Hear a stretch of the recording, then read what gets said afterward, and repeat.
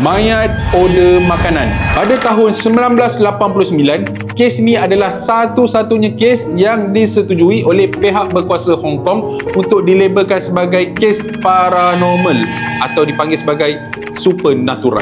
Pada bulan 10 di tahun 1989, sebuah restoran yang bernama Chiu Yong Ki mendapat pesanan makanan untuk 4 orang melalui telefon, dan pesanan tersebut perlu dihantarkan di Hesau Garden yang berlokasi di Western Tai Po Ting. Selepas makanan itu dihantar, duit untuk membayar makanan tersebut diletakkan di post box yang berada di hadapan pintu, dan makanan yang dihantar itu telah pun di-request untuk diletakkan di luar rumah. Selepas owner restoran tersebut mendapat duit itu yang telah dibayar untuk makanan tersebut, dia mendapati duit yang diberikan itu adalah wang neraka. Okey, apa itu wang neraka?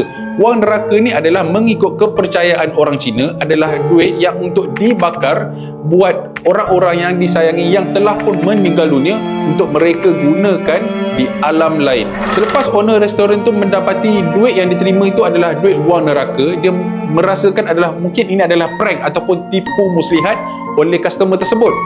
So disebabkan rasa tidak puas hati, untuk order yang seterusnya, owner restoran itu pergi sendiri ke rumah tersebut. Selepas dia pergi ke rumah itu, menghantarkan makanan yang telah pun dipesan, benda yang sama berlaku lagi. Dia masih lagi mendapat ruang neraka, dan makanan yang dipesan tu diminta untuk diletakkan di luar rumah. So dengan rasa yang ketidakpuas hati oleh owner restoran tu, dia pun decide untuk telefon polis menyelesaikan masalah ini. Selepas polis sampai di lokasi, mereka memecah masuk ke dalam rumah tersebut, dan secara tak sangka polis-polis itu temui 4 jasad mayat yang telah disahkan pun mati lebih kurang seminggu. Apa yang lebih menyeramkan adalah mereka dapat report daripada jiran-jiran bahawa mereka mendengar bunyi di dalam rumah tersebut seperti orang sedang main mahjong, di mana dia scramble mahjong tu kan, bunyi mahjong kat atas meja tu kan, orang dapat report ada dengar bunyi orang main mahjong kat dalam rumah tu. Sedangkan mayat yang diorang jumpa tu dah mati lebih kurang seminggu. So macam mana boleh ada bunyi mahjong pula?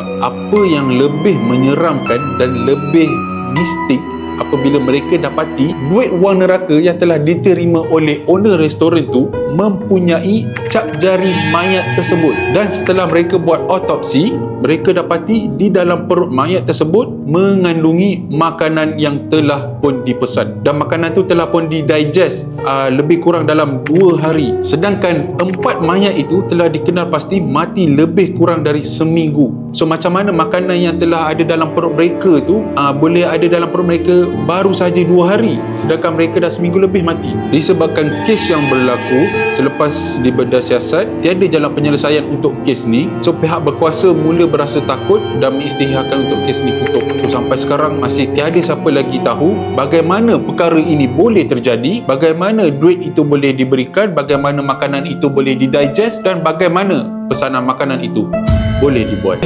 Bagi korang yang berminat untuk tahu cerita paranormal yang lebih mistik dan menyeramkan, korang boleh share saya punya video, like, komen, dan juga jangan lupa follow saya di channel ini.